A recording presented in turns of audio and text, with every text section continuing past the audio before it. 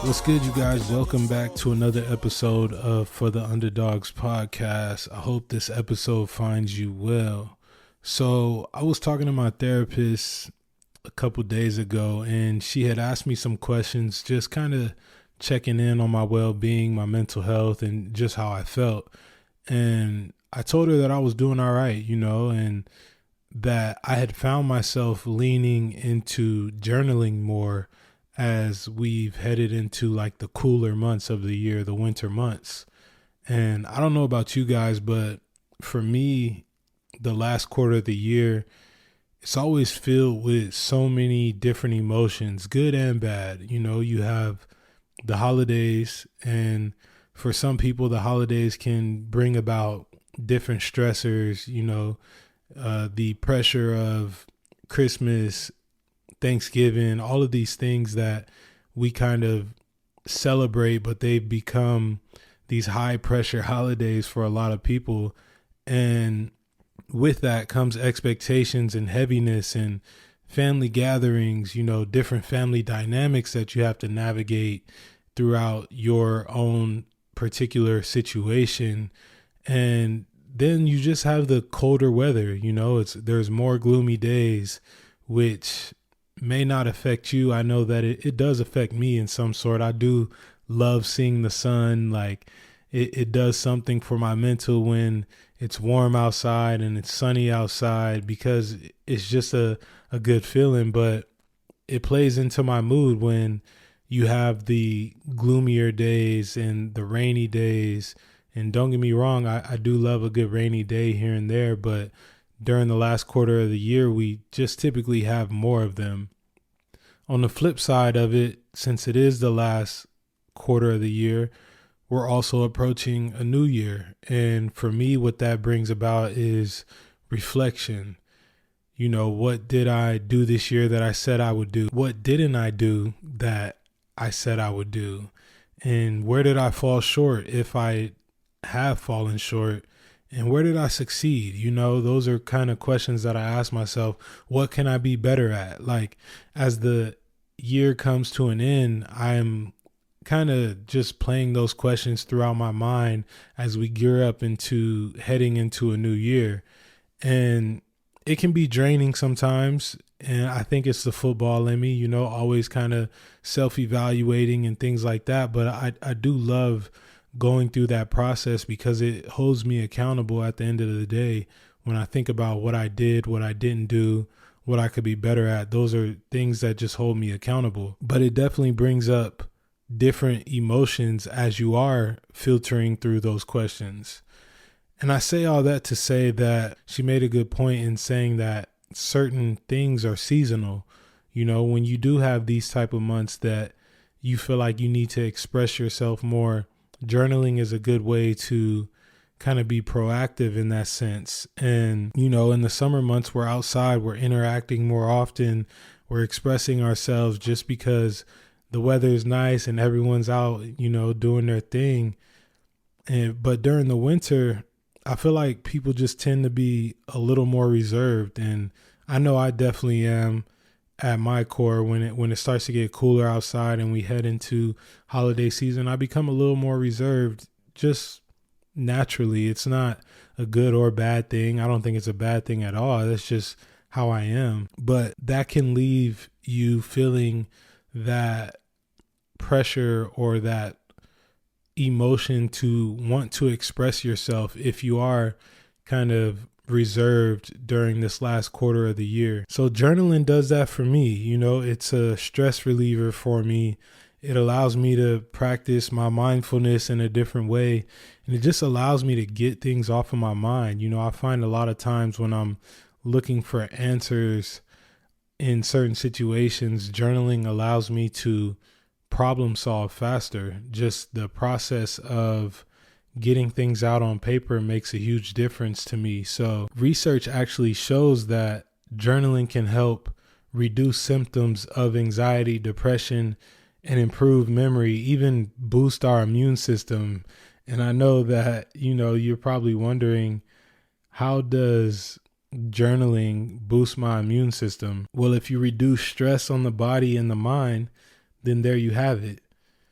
It also helps us accept our mental experience instead of judging it. When we're able to just get all of those things out on paper, there is a feeling of exception once you express yourself. That if you ever feel like you're bottling up emotions, or you're just holding on to a ton of things, writing it down on paper is typically a good way to just get rid of it. You get to see it actually in front of you, and you may come to terms with the fact that, okay, maybe the situation isn't as bad as I thought, or maybe these thoughts isn't as bad as I thought. Or, you may come to the conclusion that there are steps that you can take to improve or accept whatever you're writing down. There's also research around it strengthening our emotional awareness. Like I said, just the task of writing what you're feeling, explaining what you're feeling goes a long way. I know a lot of people, and myself included, when I first started my therapy journey, my therapist would ask me all the time, "Oh, how are you doing today?" I would be like, "Oh, I'm good," or I don't, I'm tired. And she would force me to put an emotion behind what I'm feeling. And that was hard at first for me, like, what do you mean I can't say that I'm doing good or I'm doing okay? Like, she would be like, "No, that's not an emotion. Tell me how you're feeling."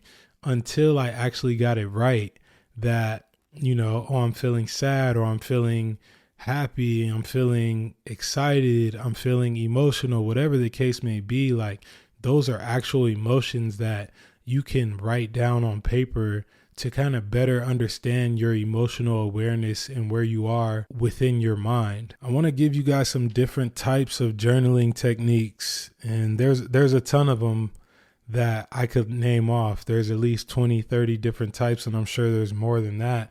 But I want to give you guys a few that I've used, and I feel like they've been helpful, just in hopes of, sparking your mind. Maybe you feel like you need something extra during this last quarter of the year, or you've been bottling things up and you don't really know how to go about expressing them, or you need to solve a problem. It's great for problem solving, but I want to give you guys a few. So one of the big ones that I think is really cool is gratitude journaling.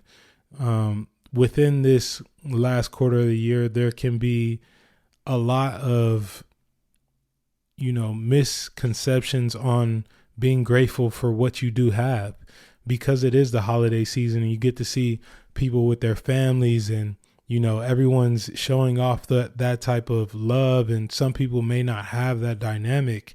And so gratitude journaling for me, and I think for everyone, is a good way to just remind you of the things that you are grateful for within your home or within yourself.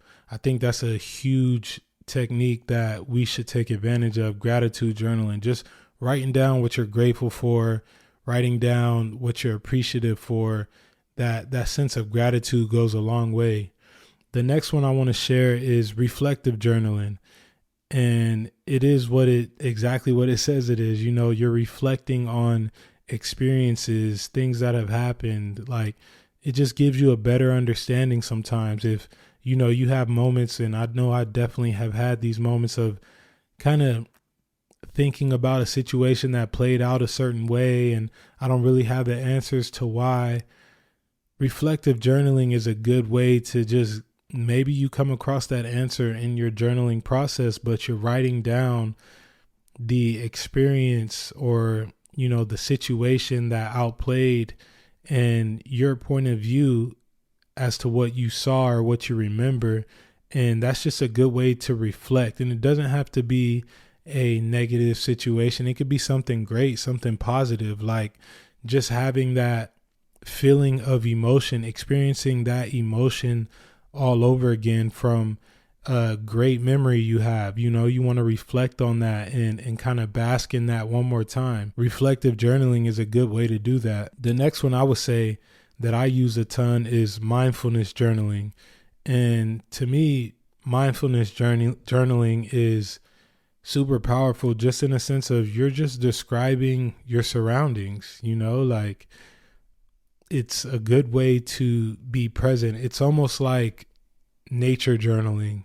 And when you're in nature and you're just observing nature and you're writing down, you're sitting in trees or grass or whatever the case may be, it just gives you this kind of grounding feeling that you are being present. And I do have a good grounding technique in case you are wondering about grounding.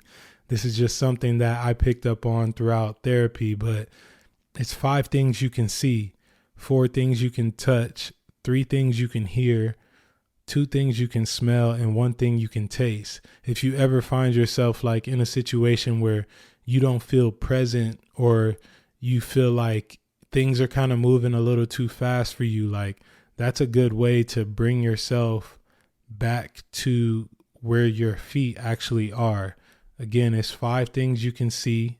So you're telling yourself 5 things you can actually see in that moment, 4 things you can touch in that moment, 3 things you can hear wherever you are, 2 things you can smell, and 1 thing you can taste. That's a great way to ground yourself. And I think it just ties hand in hand with mindfulness journaling as well as the nature journaling that I just mentioned. And my favorite one that I've used more and more as the year has went on, especially in the space I'm in now of just being creative, is creative journaling.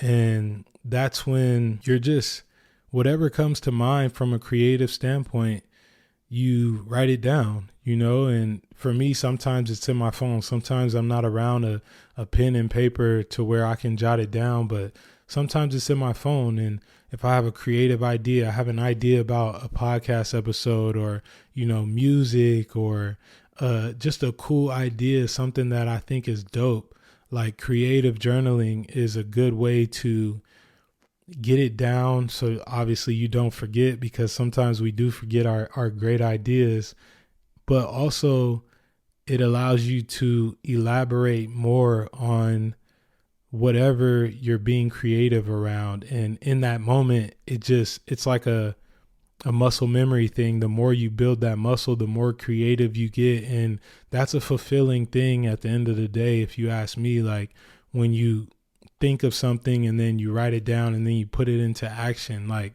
creative journaling is great to just build that muscle memory that we have within us that we don't use enough. So yeah, man, I hope you guys found this episode helpful.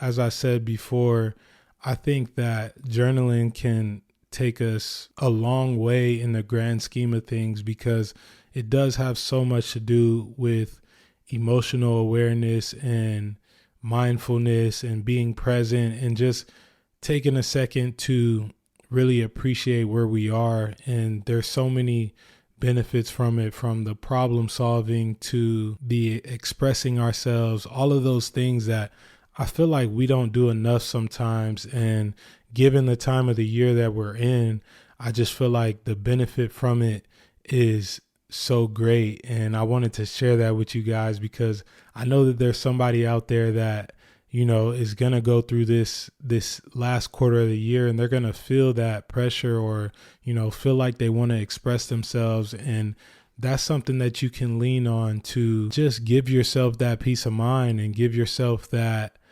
feeling of expression if you don't feel like you can say it out loud or you can't figure out where to go. So I appreciate you guys listening to this episode of For the Underdogs podcast, and I'll see you soon.